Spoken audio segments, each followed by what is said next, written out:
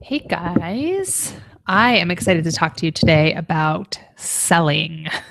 I think that so many people have so many fears about selling, and I want to help you shift the fear of selling into excitement instead. In other words, I want you to be excited about your business. I want you to be excited about your sales, and I don't want you to be living in fear of talking to people or afraid to sell them anything, right? If we are in business, we are selling, we have to sell to somebody. We have to sell something, whether it's product or ourselves or something. All of us have got to do it. So let's get excited about it. All right. So I want to introduce myself to you for those of you who don't know me yet.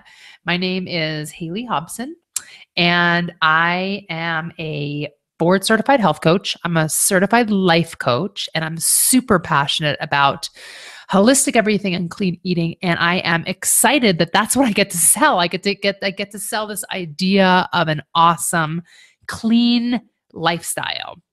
And so, because I'm excited about what I'm doing and I'm passionate about my products and I'm passionate about what I'm using and I'm passionate about what I want other people to use in their lives, I have been able to create an awesome 7-figure business and become both a mom and an entrepreneur at the same time. And I do believe that all of us have the inherent right to do that as well. All right. So let's talk about sales. Are you in the sales industry? I'm probably sure that you are. Otherwise, you might not be attending this webinar. And if you are in business, you're in sales. Bottom line, selling is part of any business. And some people have absolutely no problem promoting and selling their products and services, but many people feel fearful or anxious about actively selling. And there really are many reasons for this, and I'll explain. But first, it's important to understand the distinction between a fear and a phobia. All right. And I promise not to get all technical on you, but I just want to give you a little bit of an overview about that difference. A fear is an emotion. It's an emotion tied to a belief that something is dangerous. And when we're born, we're pretty much a blank slate, and our experiences write our life stories. But we're born into fears. And two of those fears that we're born into, they may be the only two fears that we're born into, are the fear of falling and the fear of loud noises. And all the other fears we have relate back to experiences with something dangerous. So, for instance, as we experience something, we'll get frightened every time we come back again into that same experience and think we can be frightened again. So, for instance, if you can't swim and you fall into a deep end of a pool and you almost drown, that's pretty scary. And you'll remember that, and you might develop a fear of water. Some people get scared just looking at water after an experience like that, and that's a real fear. A phobia, on the other hand, is an anxiety disorder in which our fear doesn't necessarily make sense. For instance, acrophobia. Acrophobia is a fear of heights, but heights aren't necessarily dangerous, right? Falling might be dangerous, but heights themselves aren't dangerous.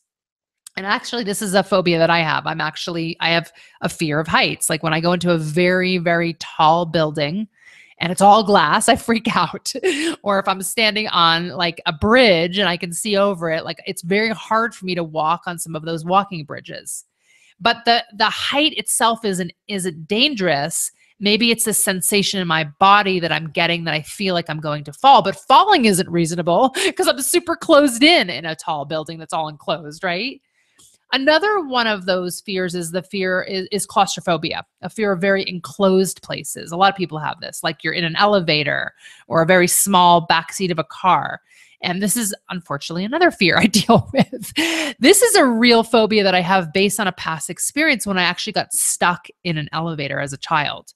And based on that, I literally could not get into elevators for years with the fear that I would get stuck again. And even now, although I can get into elevators, anytime I get in a very small place like a bathroom of an airplane or a really small bathroom in a hotel or apartment or something like that, I get a little like anxiety in my body because of these younger experiences that I had.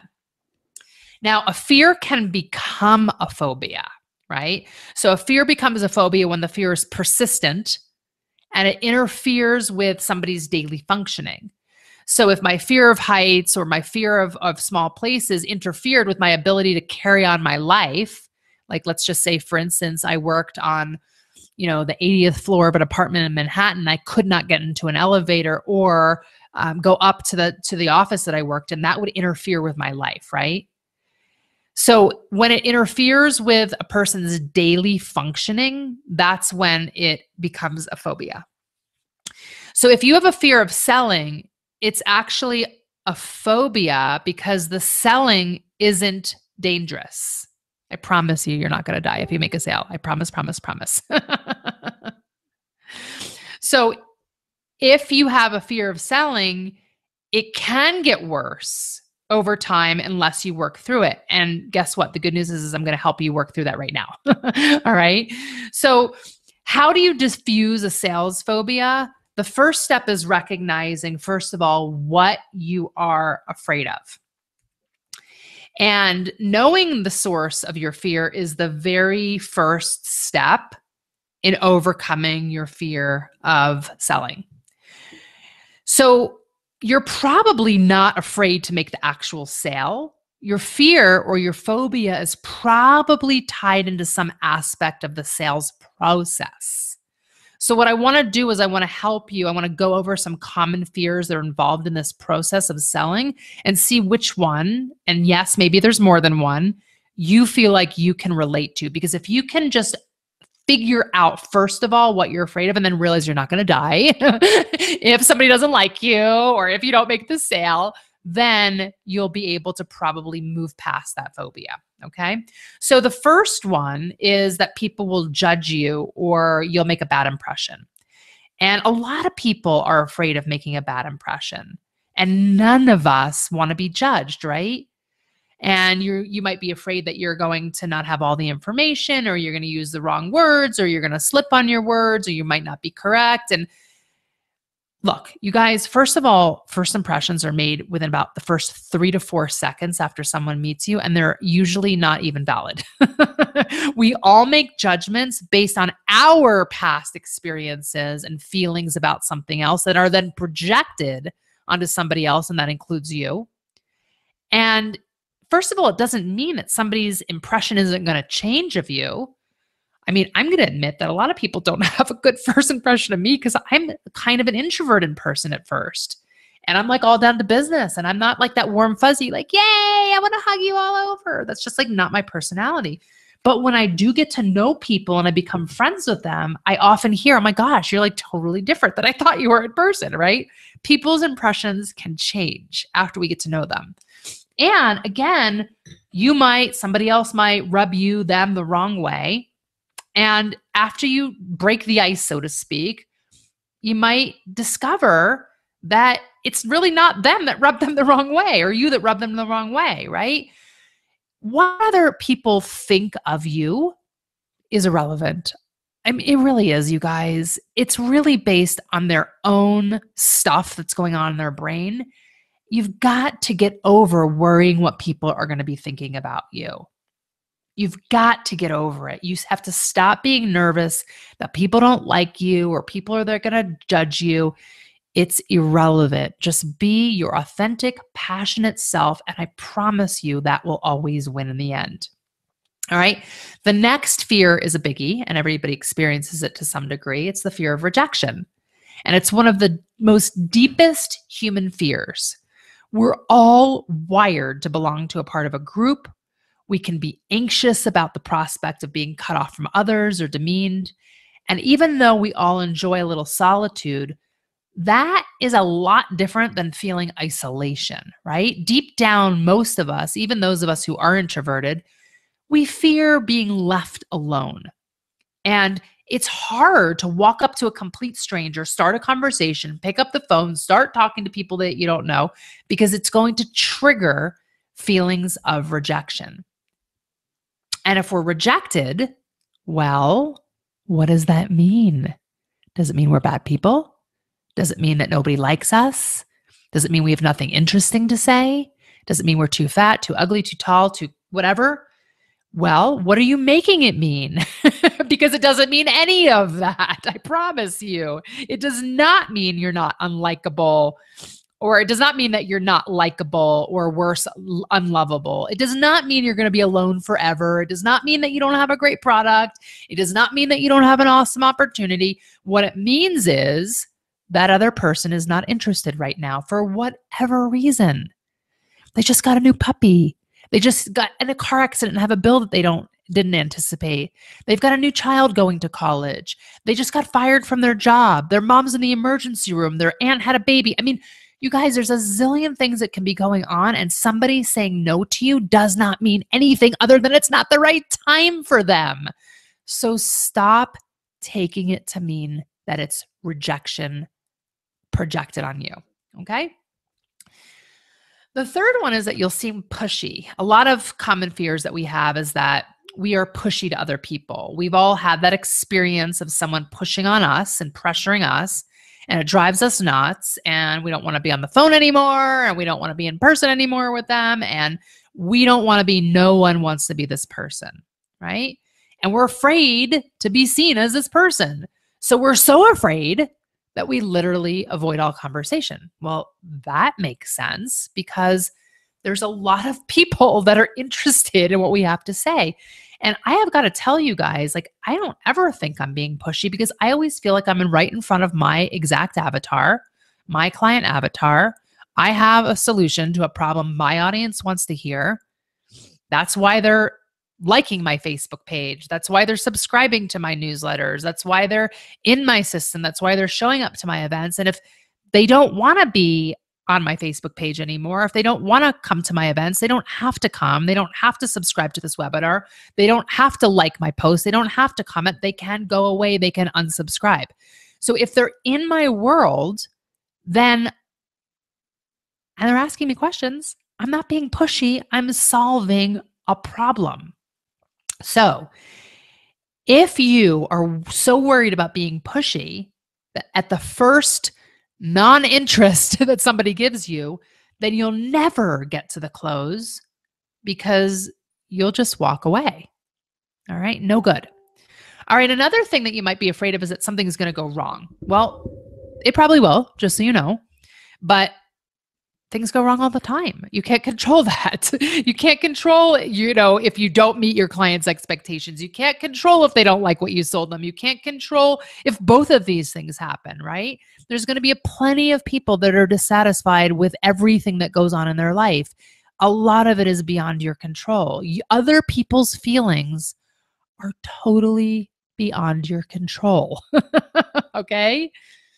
But again, if you can take your own authentic action and do the best you can to serve your customers and meet their needs with your genuine love and affection and consistency and commitment, that's all anyone can ask of you. And if something goes wrong or if somebody's not happy, that is not your problem. Just show up with your good product that you love, that you believe in, or your services, and do the best you can. And that's all that anybody should ever expect of you. Okay? So I guess I'm going to ask you is, do you recognize yourself in any of those examples? And if you do, now what? Well, the first thing you can do is you can take some action to overcome your fear. If your fear is rejection, then the only way to be it is to get rejected and not make it mean anything, right? The more secure you are in yourself, the more you value who you are as a person, the less likely you will be to fear what others think of you. And then if a relationship fails or a sales meeting flops, you don't have to make it mean that you failed. All you have to make it mean is that somebody didn't like you, or the sales meeting flopped, or you got to go out and present again. It's interesting because right before I was recording this webinar, I actually recorded this webinar and I was all done. I was super excited by it. It was 32 minutes long and I went to go ahead and listen to it and no sound came out. Now, I could have made that mean something like I sucked or I'm a failure, I don't know what I'm doing, and all I did was re-record it because sometimes technological difficulties happening. That's it. I moved on. It's the same thing when you're presenting to people, you guys. So how do you handle your fear? How do you handle it? All you've got to do is figure out what your prospect needs, figure out how you can offer them value, how you can help them. And as long as you develop a sense of trust between you and your prospect, you're going to be more likely to make the sale. So for me, when I'm making a sale, I am going to listen to people. I am going to figure out how I can solve their problems. And at the end, I might say something like, hey, as we wrap up here, I just don't want to make any assumptions. So I want to just make sure that I ask you if there's anything else you'd like to learn more about the product, about what I do. Is there anything else you would like to learn about? Because what I usually do is schedule a time to go over your goals, learn more about your solutions, what you could expect to be doing, basics about the product. How does that sound? Right? That's a simple product conversation that I can have with somebody so that I am more likely to make the sale by satisfying their needs. Let's just hypothetically say I'm talking to somebody about the opportunity. I can say the same thing. As we wrap up, I don't want to make any assumptions. So I just want to make sure I ask all of my customers what they would like to learn more about and what it is that I do and how I can help you earn money as well. Is that something you'd like to learn about? All right, great. What I usually do is schedule some time to go over your goals, learn more about your situation, what you can expect to be doing, some basics about the compensation plan, what training might look like, and some of our next steps. How does that sound? So again, I have had that both or either product or opportunity conversation, and I have laid out all the expectations in front of me, and I'm asking that person to dive in and ask me more or set up time with me. And then I know I've covered all of the basics and I've covered their needs and I've offered them value, and that's all anybody can expect from me. So self-confidence is key, is what I'm saying. When you have value in yourself, when you value your products, your services, that's where self-confidence begins. I always tell people, if you're not going to use the products, if you don't want to order the products every single month, you can't do this business. I can't bring you into this business if you don't love it, right? And I have taught hundreds, probably thousands of entrepreneurs sales skills in some of my courses like yourwholebiz.com. And by the way, the next one's coming up next month, so I'll give you the link later for more information. But what I tell people is again, you've got to have confidence and you've got to be able to solve somebody's needs. So if I am having a conversation again about my business to somebody and they're seeming curious, I might say something to them like, hey, the reason I started running my essential oil business is because, or, hey, if you'd like to learn more about how to earn money doing the same thing I'm doing before I leave, let's set up some time to talk about that. You guys, you've got to get that out there. You've got to have the self-confidence that somebody is going to want to learn or hear or get educated. And you might have to get in front of 100 people in order to get one that wants to learn. Otherwise, it would be easy. And who said it was easy, right? But you've got to build your self-confidence, and you've also got to get excited. As I said before, if you're not excited about your own products, about your own services, all the training in the world is not going to help you. If you don't believe in yourself, your products, and the value that can be added to other people's lives, it will show no matter what you say or how you say it. Look, I'm in network marketing. We got to use the products every month. We have to order the products in order to get paid. And when I have somebody approaching me that is not interested in ordering the products and only wants to make money or tells me they can't afford to order the products, I flat out tell them the business opportunity is not for them. If they are not enthusiastic about the lifestyle, the business will not work. If you are not enthusiastic about what you are offering and using it yourself on a daily basis and massively believing in it, it is not going to work. So you've got to figure out how to tap into your passion and enthusiasm for what you have to offer. And one way to do it is you can look at the benefits and the successes that you've had, or that your customers have had, or that anyone you know has had, right? Write them down and look at the list before you talk to somebody new. And you'll be proud and you'll be confident. And even if you haven't had the ultimate success story yourself, and you know someone else who has had one, or you know someone who knows someone that's had one, you can totally believe, and it will show. And if you don't believe in what you're doing, I have to tell you, you're in the wrong industry. You've got to do something else, all right? Now, if you're uncomfortable with sales, there's a couple things you might be able to do to shift your perspective until you feel more comfortable. So one of the things you could do is use your terminology a little bit different. Share, share, share, share, share, share, share in order to make the sale.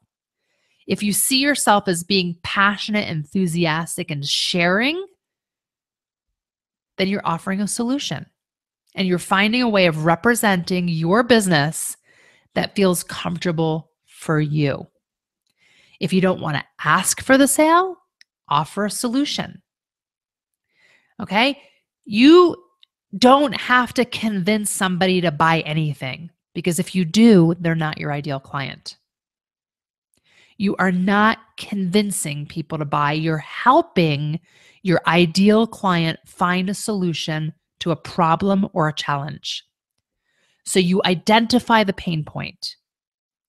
Then you show how your product or your services can help provide a solution. And by the way, there's always a pain point. So for instance, if I've got somebody in front of me who is overwhelmed, is constantly unable to calendar anything in their life, they are missing appointments, they can't manage even their inbox of their emails or their text messages, I might say something like, you know how these days waking up in the morning and getting your children out of the door or getting through your email box can be an overwhelming, daunting task that leaves you exhausted and depleted? Well, that's how I felt too. So what I do is offer a solution to other overwhelmed women so they too have more energy, are more able to manage their moods, feel more relaxed and balanced, and be better moms to their children. So right here, you guys, I'm identifying a pain point. Oh, I'm overwhelmed. I'm exhausted. I'm tired. And then I'm providing a solution, and I'm identifying with that same problem. If I'm in front of somebody who I feel like is a good business prospect for me and my business, what I might say is I might identify a problem, like they might need money, right? You know how these days it just feels like we can't survive without multiple streams of income? At least that's what I believe when I decided it was time to upgrade my lifestyle. So what I do now is I train other wannabe entrepreneurs how to bring more residual income into their lives. I work with hundreds of people just like me who want to have an extra 5, 6, or even 7-figure residual income flow, which allows them to fully enjoy their lives without financial burden. Remember, you guys, that features and benefits are different. A feature is a fact. A benefit is an emotion, how they will feel. What are the features of your product? And what are the benefits or the emotions of how somebody will feel when they use it? And remember that practice makes perfect. If you didn't catch my webinar early this month on meeting people and building relationships, email my support team, support@haleyhobson.com, and they'll totally send it to you. But the best way to get comfortable with selling, you guys, is practice. And maybe it's helpful to find somebody you can practice one-on-one with, someone you trust to be supportive and honest, and let them give you permission, or you give them permission to offer you feedback. Really listen to what they have to say and keep working on improving. And then track your success. Sometimes we forget about all the awesome things we do. And it's really easy to keep thinking about all the mistakes we're making. We can remind ourselves indefinitely all of the mistakes that we make on a daily basis, right? But how about reminding yourself of all the things you do right, your wins? And a good way to do that is to keep a journal, a success journal, even if it's a document on your computer. And you can look at it daily and remind yourself what you've learned, how you've grown, and record all the contributions you've made to other people's lives. And get creative. You don't have to do this business, your business, the way everybody else does. You want it to be fun, easy, income generating. So if you are in the same business that I'm in, a network marketing, selling business, throw a party, host a bingo game, offer freebies, donate products to a charity, bring products to a health club or a spa, donate at a raffle, do a giveaway on a Facebook page, do a holiday party, a customer appreciation party. All of these are fun, and none of them sound like selling, do they? What would be fun for you to do? And then how can you follow up? Once you've made your connection with a prospect or a new customer or a client, remember to follow up. Say thank you. Tell them it was nice to meet them and let them know you'd love to stay in touch. Mention something in your conversation about how you will be following up. And then when you do follow up, mention something in your conversation that you discussed the first time so you know that they're listening. Make sure you schedule that meeting to get more information. You guys, I would say 10% of the sales happen in the first 1 to 2 to 3 connections with somebody. 90% happen in the last 8 to 12. That means if you're not getting to an 8th to 12th follow-up, you're missing 90% of the sales. Follow up. It's a statistic. And figure out some type of really awesome contact management system for yourself so that you can stay in touch and nurture those relationships. For me, I use something called 3stepsolutions.com. It's hosting my website, and I can develop all my autoresponders from there. And I can also design newsletters and manage all my contacts in there. So put every prospect into some type of database so that you can stay in touch. And not just until you make the sale, but after as well, so that you can nurture that relationship.